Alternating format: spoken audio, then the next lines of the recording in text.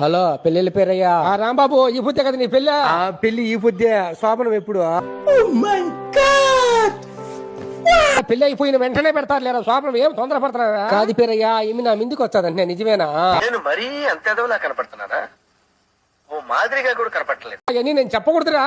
మరి పెళ్లి చేసుకోమని ఎందుకు చెప్పినావు పెళ్లి చేసుకున్నాక అన్ని జరిగిపోతాయి, నువ్వు గమనుండరా. కాదు పేరయ్యా ఈమెని నన్ను ఒకే రూమ్ లో పెంచారంటే నిజమేనా ఆ రాత్రి అవగానే ఆమె నిన్ను ఒకే రూమ్ లో పెంచి తలుపులు వేస్తారా.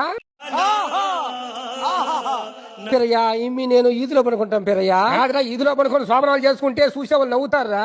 మరి మా అమ్మ మా నాయన రోజు ఈదులోనే పడుకో ఉంటారా ఎవరు నవ్వలేదా కాదురా, శోభనం అయిపోయిన తర్వాత మళ్ళీ ఏడైనా పడుకోవచ్చురా. కాదు పేరయ్యా శోభనం వద్దని చెప్పు నన్ను ఇలాంటి మేటలు ఇరికించుకొని చంపి దండ పెడతాను. నీకు పిల్లోడు పిల్లగా వద్దు నీక.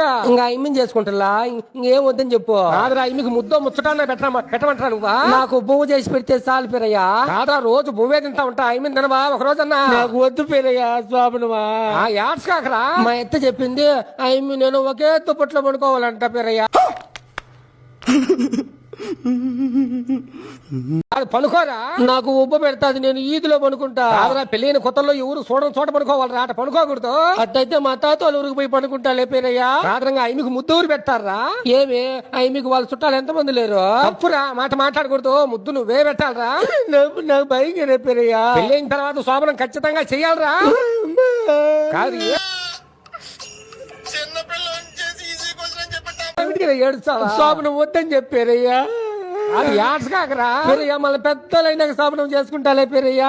शाबाश बेटा बहुत बढ़िया मुन्ना అదా నువ్వు ఖచ్చితంగా శోభనం చేయాల్సిందేరా.